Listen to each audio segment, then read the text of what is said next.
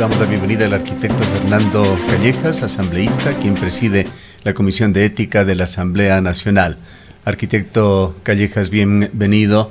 Nos parece que es la primera ocasión en la que actúa la Comisión de Ética en la Asamblea Nacional, habiendo llegado a esta recomendación para declarar como culpable a Fabricio Villamar y eventualmente destituirlo como asambleísta, intentando sentar precedentes en la Asamblea. Pero hemos conocido también la decisión de la Unidad de Garantías Penales de Quitumbe que interferiría con esta intención que se ha dado en el Parlamento, surgiendo desde la comisión que usted preside. Pues la resolución judicial señala que el presidente de la Asamblea debe abstenerse de coordinar el trámite que seguiría al informe del Comité de Ética. Importante conocer su punto de vista sobre el desarrollo de esta situación. Muchas gracias, Gustavo. Un saludo cordial a usted, a todos quienes están atentos a esta importante transmisión. Mire, Gustavo, en primer lugar he de señalar los antecedentes de por qué el Comité de Ética presenta un informe, si se quiere, al último de la gestión de la presente Asamblea. Y es porque nosotros lamentablemente quiero decir, actuamos no de oficio, sino en base a denuncia presentada.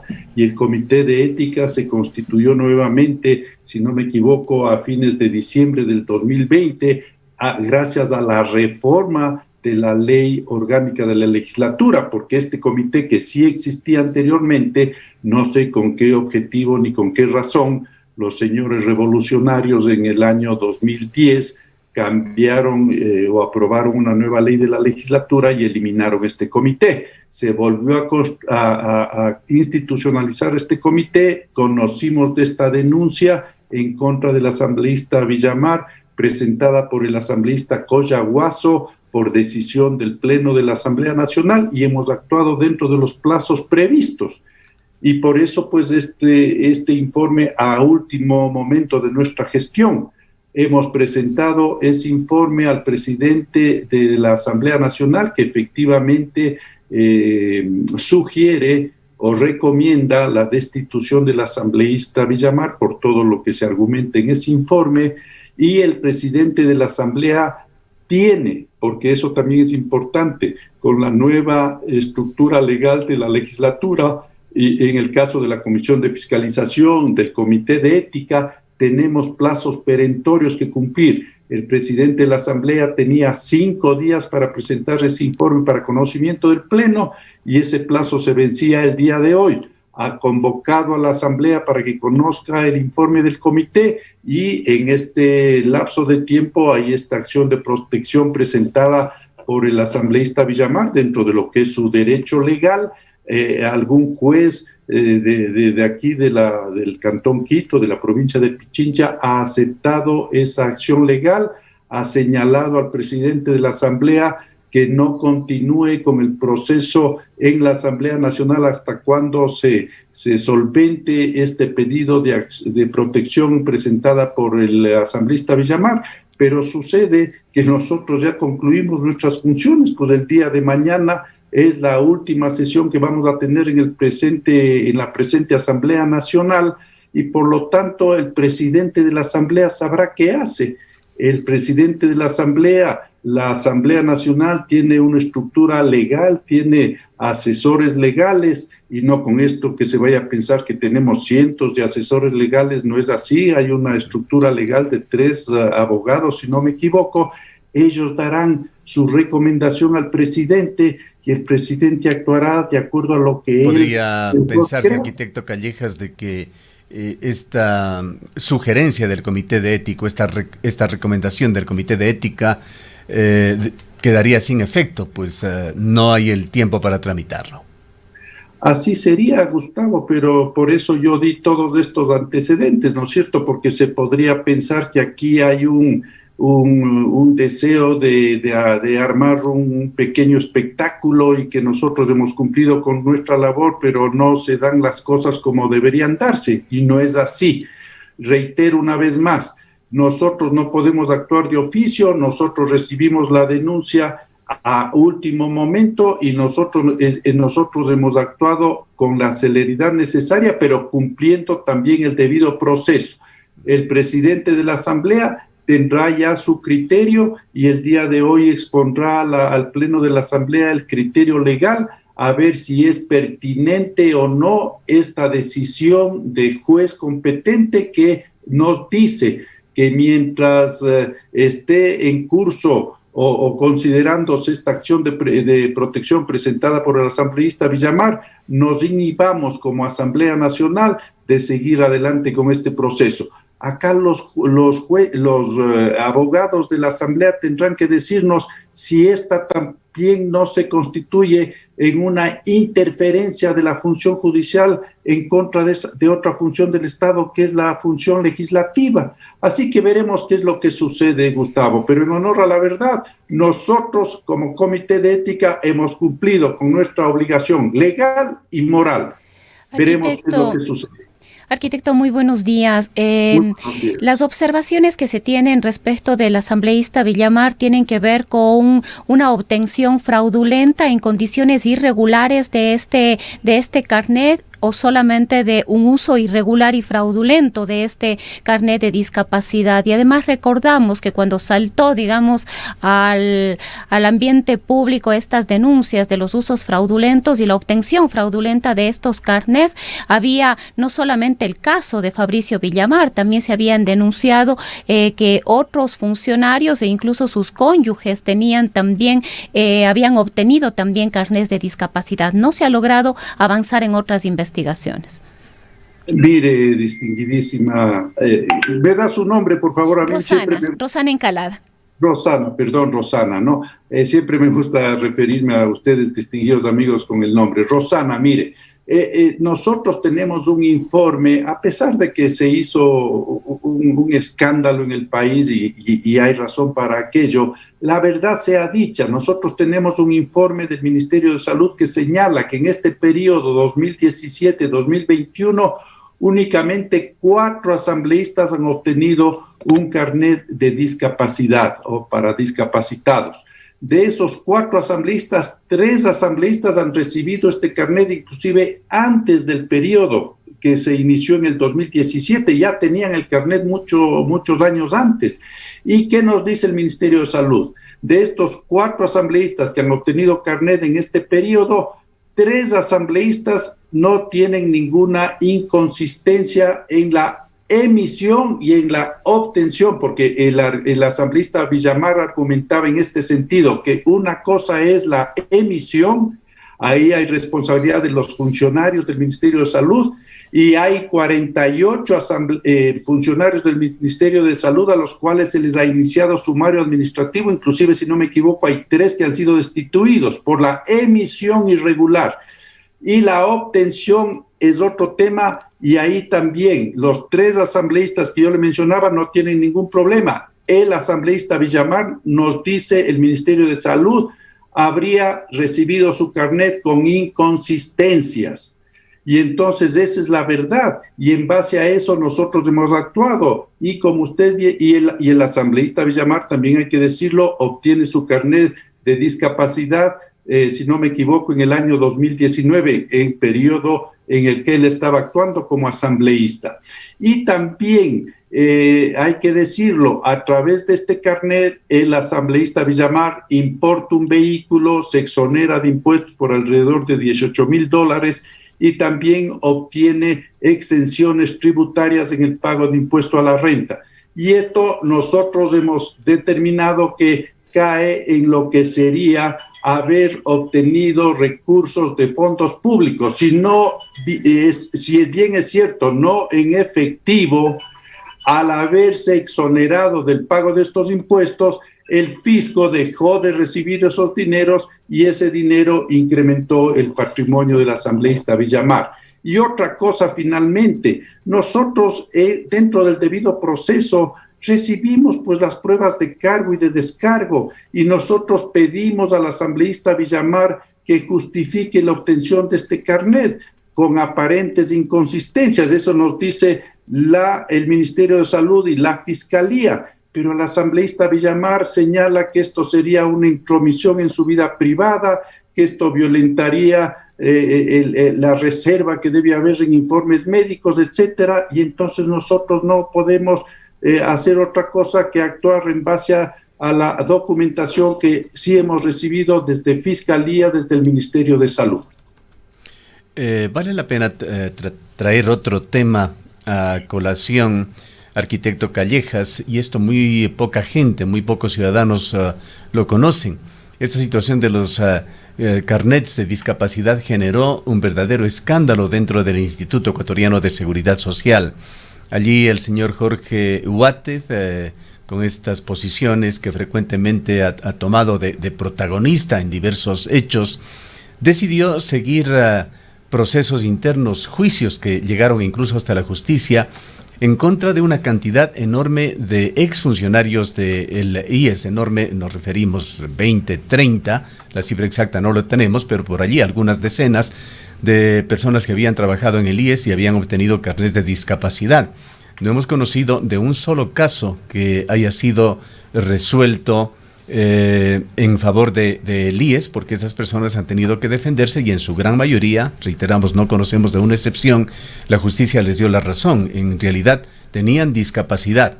Pero ¿qué es lo que hizo el señor Huátez? Le sometió a todos a procesos judiciales, privándoles por un periodo largo de varios meses de suspensiones, privándoles de atención de salud. Muchos de ellos tenían enfermedades catastróficas. La mayoría de estos procesos, hasta donde conocimos, perdió el Instituto Ecuatoriano de Seguridad Social y el señor Huátez no ha tenido ninguna consecuencia por estos actos y las víctimas tampoco han recibido reparaciones. Sería bueno que también la Asamblea Nacional investigue casos como estos en los cuales, abusando del poder y tratando de sentar precedentes en donde no se debe, se afectó al derecho de muchos ciudadanos que se encuentran en una situación difícil en lo económico y en su salud. ¿Cómo no, Gustavo? Tiene toda la razón, y aquí hay que decir esa frase que es muy común entre los ciudadanos, ¿no? Aquí pagan justos por pecadores, porque claro, hay que decirlo, se ha hecho mal uso de estos carnets de discapacidad. Habrían existen funcionarios, malos funcionarios públicos en el Ministerio de Salud que han entregado estos carnets sin ninguna razón a personas que no tienen ninguna discapacidad. No nos olvidemos pues de este delincuente, el señor Daniel Salcedo. Él y su hermano tenían carnet de discapacidad. Así que, mire, todo esto está inmerso en esta gran corrupción que vive el país. Lo lamentable, arquitecto Callejas, es que la cuerda se rompe siempre por el lado más flaco. Claro, y aquellos sectores poderosos o que tienen una posición, en realidad no sufren ninguna consecuencia. Así es, y usted tiene toda la razón, y lo que le iba a decir esto es producto de esa gran corrupción y de esa quiebra moral que tiene la sociedad ecuatoriana, pues, y entonces tenemos que todos los ecuatorianos honestos, que somos más que los pícaros, tenemos que ponernos de acuerdo en una gran cruzada en contra de la corrupción. Es algo que yo menciono permanentemente. Y aquellos malos funcionarios públicos que en lugar de entregar un carnet a personas que realmente lo necesitan, un carnet de discapacidad, quiero decir, personas que están en silla de ruedas, no tienen ninguna conmiseración con esas personas y no les entregan el carnet de meses, años. Sin embargo, va un pícaro como este señor Salcedo, entrega seguramente una suma de dinero y a los 2 días el carnet en sus manos. Esta es una sinvergüencería, pues, Gustavo, y tenemos que luchar contra esto. Toda la sociedad ecuatoriana, ojalá, con el nuevo presidente de la República, yo estoy seguro que así sucederá, se iniciará un cambio en este sentido, porque hay que luchar contra todo acto de corrupción, porque esos sinvergüenzas que se roban centenas de millones de dólares, o ese otro agente de tránsito que pide dinero a una persona que está con su vehículo y que ha cometido tal vez alguna infracción menor y le amenaza con llevarle preso, cosa que no puede hacerlo para sacar dinero, como acaba de denunciar una ex reina de Quito acá a un agente metropolitano de tránsito. Todos esos actos son corrupción. Claro que el uno es un acto de corrupción mucho mayor, pero el otro también es acto de corrupción. Tenemos que luchar contra eso, Gustavo. Ojalá, reitero, la sociedad ecuatoriana en su conjunto reaccionemos y, liderados por el nuevo presidente Guillermo Lasso, empecemos esta cruzada nacional contra la corrupción, porque ese es un cáncer que está carcomiendo los cimientos de nuestra sociedad. En todo caso, arquitecto Callejas, este caso, que es el único que ha llegado a tratar la asamblea sobre los asambleístas, aparentemente va a quedar en total impunidad. Era un caso único en el cual se intentaba sentar precedentes y la Unidad de Garantías Penales de Quitumbe impide que este proceso concluya. No quisiéramos dejar de tratar con usted, asambleísta, todo el escándalo que ha generado, incluso a nivel internacional, con reacciones incluso de la Sociedad Interamericana de Prensa y aquí en el país, de la Fiscalía, de Fundamedios y otras organizaciones, sobre la decisión que tomó el pasado jueves la Asamblea con la denominada Ley de Violencia Digital, que genera reformas al Código Orgánico Integral Penal, pero que pone en riesgo la libertad de expresión, la libertad de información en el país, así como el uso de evidencias para la justicia ecuatoriana, hecho que ha resaltado la Fiscalía. Quisiéramos conocer su punto de vista, pues esta aprobación o la aprobación de estas reformas por parte de la Asamblea se encuentran al momento en manos de la Presidencia de la República. A ver, Gustavo, hay que decirlo, ¿no es cierto? Esta importante ley es iniciativa de dos asambleístas, si no me equivoco. La asambleísta Mae Montaño, y la otra asambleísta, no recuerdo cuál asambleísta. José Serrano estuvo también involucrado con esta, sobre Perfecto. todo con los artículos más delicados y discutidos de este momento. Sí, en todo caso, estas reformas al COIP derivan a la Comisión de Justicia, y el propósito de esta ley es un propósito muy saludable, loable y necesario: combatir el acoso y la intromisión en la intimidad, especialmente de mujeres, pero puede también un hombre ser víctima de esto, a través de redes sociales, y esto produce un gran efecto negativo, chantajes, inclusive se llega al suicidio a aquellas personas que caen en manos de estos bandidos y de estos sinvergüenzas, pues, ¿no?, que aprovechan de fotografías íntimas para estos malos propósitos. Lamentablemente, parece que esta buena iniciativa también fue contaminada con alguna posibilidad de alguna protección a personajes públicos. Esto ya fue denunciado en la propia Asamblea Nacional, pero cuando se pone a consideración una ley, no podemos por este punto dejar de lado una ley que era necesaria y pertinente, y ha habido esta reacción justa de la sociedad civil, de la Fiscalía, etcétera. Aquí hay dos caminos, Gustavo. Primer camino, el presidente de la República, que es colegislador. Él puede vetar ese artículo y con esto salvamos la ley, que es una ley importante, y vetamos esa parte de la ley. O la otra alternativa es lo que ya planteó el propio presidente de la Comisión de Justicia, el asambleísta José Serrano.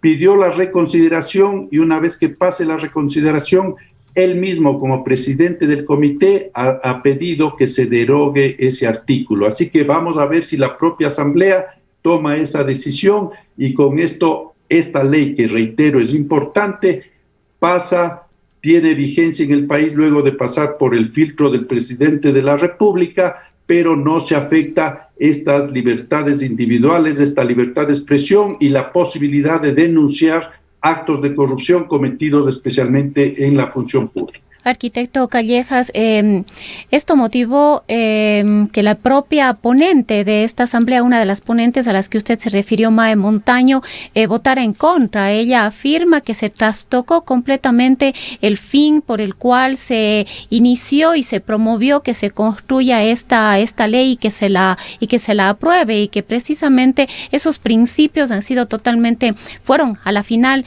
totalmente cambiados. Hemos escuchado distintos organismos organismos y organizaciones también de la sociedad civil, de medios de comunicación, de periodistas, un poco cuestionando estas serias limitaciones que traería esta ley para el trabajo periodístico, para la propia libertad de expresión, sobre todo tratándose del periodismo de investigación. ¿Cómo no? Usted tiene toda la razón y Mae Montaño también tiene la razón, pero en este punto que yo le señalaba, que aparentemente, aprovechándose de esta positiva iniciativa, se pretende menoscabar la libertad de expresión y, peor todavía, menoscabar el trabajo de periodismo investigativo, denuncias contra funcionarios públicos corruptos, etcétera, etcétera. Pero esto, reitero, se va a corregir a través de estos dos caminos que yo le he señalado. Estos dos caminos que le he señalado. La propia Asamblea Nacional, por decisión del propio presidente de la Comisión de Justicia, aunque contra él era la denuncia de la asambleísta Mae Montaño, ¿no?, que había cambiado el espíritu de la ley y metió esto que no era pertinente en el artículo 178, o las modificaciones del artículo 178.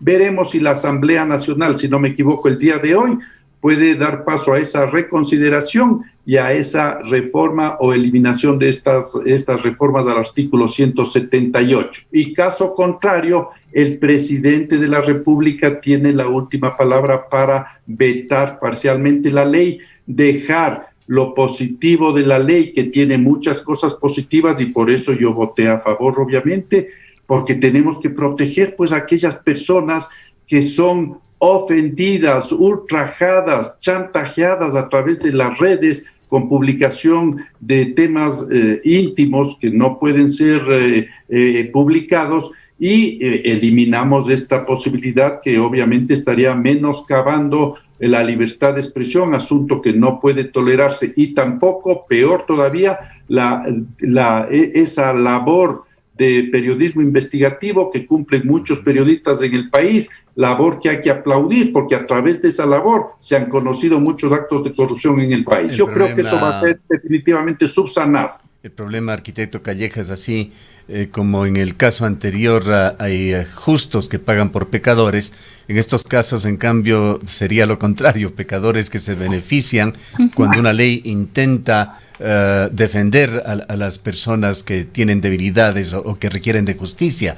Recordemos algunos capítulos que se han dado en esto en Ecuador, de tantos que se dieron durante los gobiernos pasados, el escándalo de los pativideos, que sirvió para que el gobierno de Rafael Correa ponga prohibiciones a los registros que se hagan a través de filmaciones, de vídeos, de capturas digitales, de conversaciones de personajes públicos que resultaban comprometedoras, y esto impidió en muchísimos casos que la justicia actúe con mayor agilidad en tantos escándalos que se dieron en el país. Y habíamos refrescado también con algún otro actor en una entrevista lo que sucedió, me parece que fue el año 2004, con el gobierno de Lucio Gutiérrez, cuando uno de nuestros periodistas estuvo en una reunión de Sociedad Patriótica y reportó sobre los ofrecimientos que hacía a alcaldes del país el expresidente Lucio Gutiérrez, ofreciendo crear unidades ejecutoras para dar fondos solamente a los alcaldes que le iban a apoyar en alguna elección que se daba en Ecuador.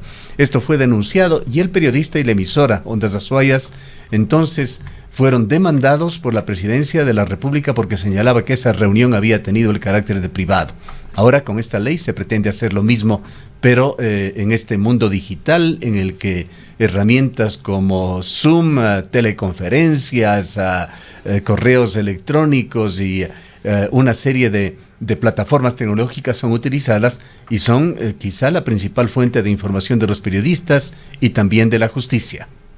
¿Cómo no, Gustavo? Y usted tiene toda la razón, y esto es y hay que resaltarlo, lo importante de vivir en un país donde que se respetan las libertades individuales y el derecho a la libre expresión. En otros países totalitarios, en esos países a los que pretenden llevarnos ciertos pseudo revolucionarios, ciertos socialistas del siglo XXI aquí en el país, no se da pues esa libertad, y por eso también esta persecución que se dio especialmente en el gobierno del expresidente señor Correa. Pero esto, reitero, va a ser corregido y finalmente tendremos esa ley necesaria para proteger a aquellas personas que son violentadas en su intimidad, especialmente estos delitos de carácter sexual, y se mantendrá la posibilidad de que el periodismo investigativo pueda cumplir su trabajo, de que las denuncias contra funcionarios pícaros puedan seguir su curso legal, etcétera. Eso va a ser, yo estoy seguro, corregido, si es necesario, por la propia Asamblea Nacional o finalmente a través del veto del presidente de la República. Muy bien, queremos agradecerle por su presencia. Han escuchado al arquitecto Fernando Callejas, es asambleísta por la provincia del Tungurahua, se pertenece al movimiento Creo.